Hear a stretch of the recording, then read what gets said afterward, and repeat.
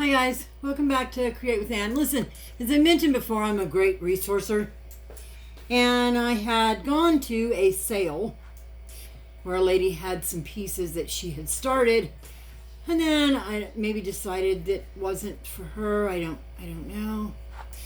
But I found some really great pieces, and they're ceramic. However, I'm not going to refire them again, so I'm not using ceramic paints on them.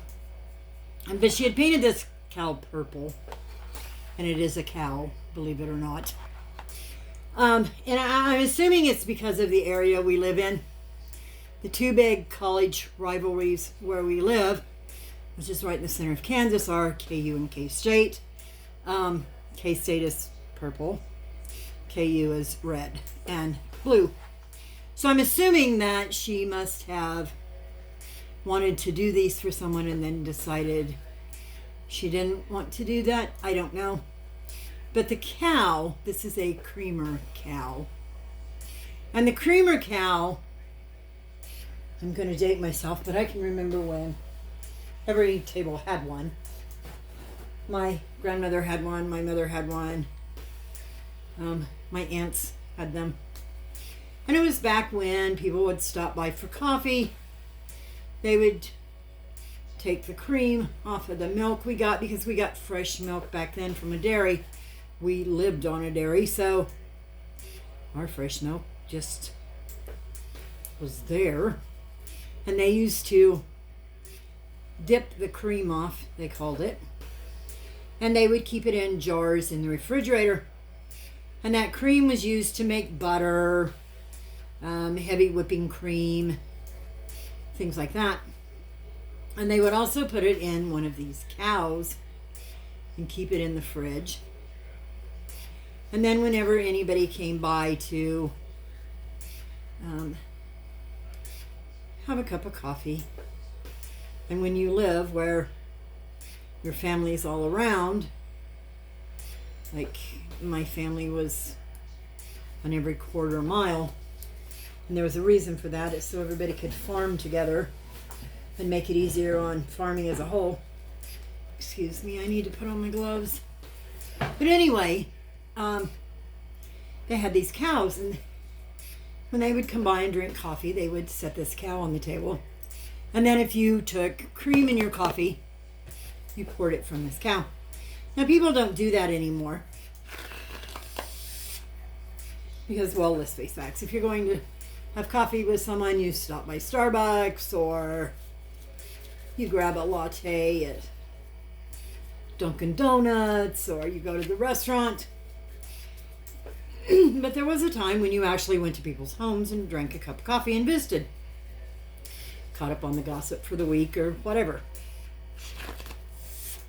I can remember my mom and my grandma and my aunts doing it to plan out their week on what days we would watch the kids, and what days someone was going to come help grandma clean house, or my aunt work her garden, or so there was a reason you stopped by. You didn't just, well, I guess sometimes you did. You just stopped by to have a cup of coffee and visit, but for the most part, there was a reason you came by. Once again, I'll date myself.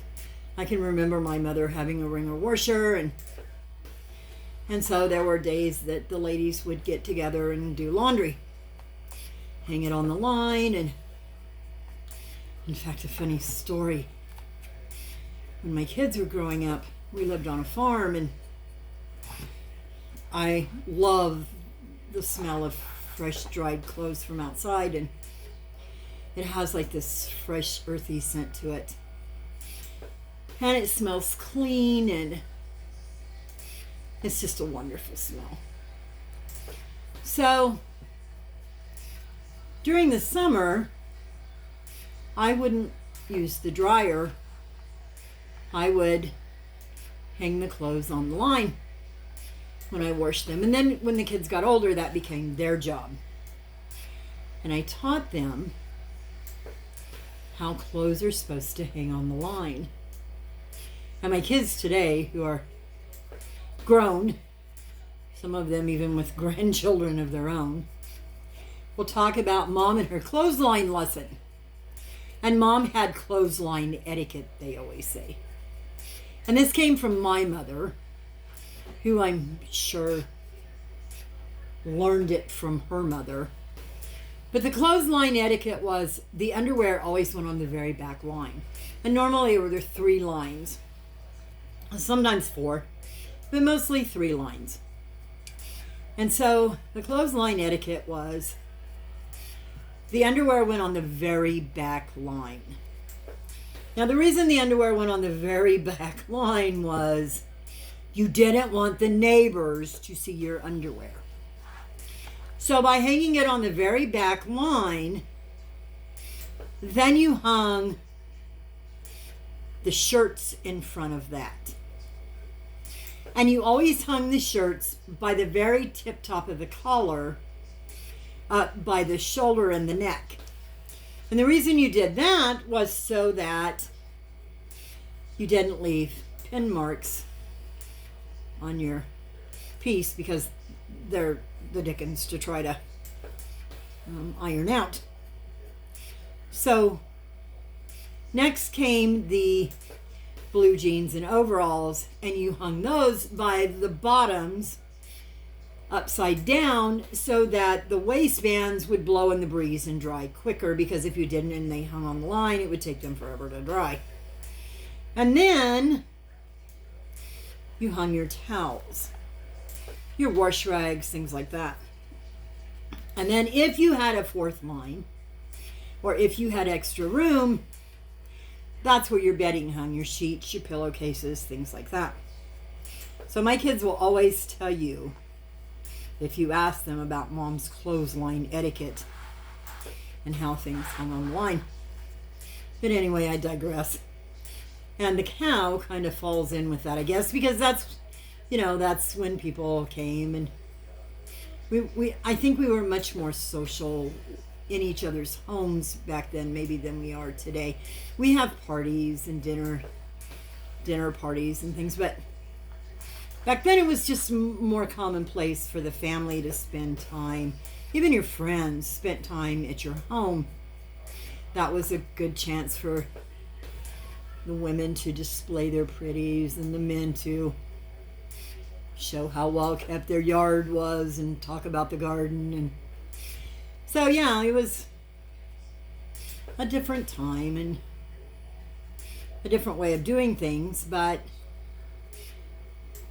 still it was a fun time as kids would play in the yard and chase lightning bugs or fireflies. We called them lightning bugs because they looked like lightning going across the sky.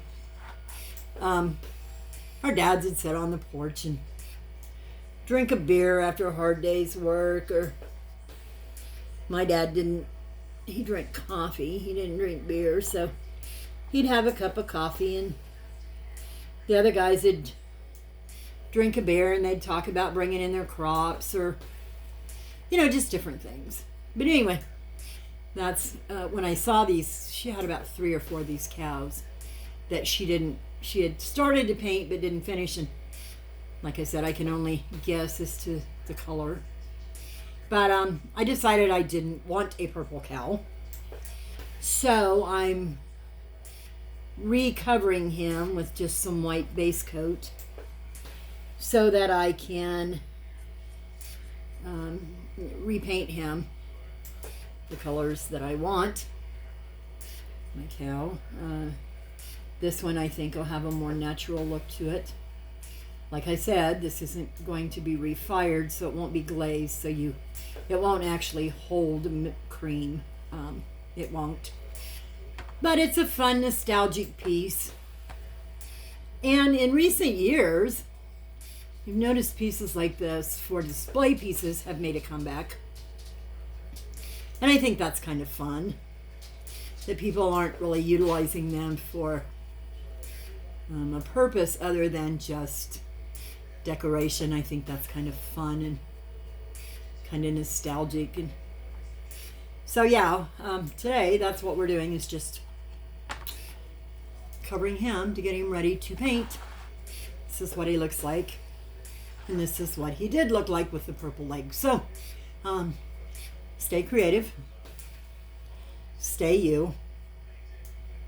Stay unique. See you next time on Create with Ann.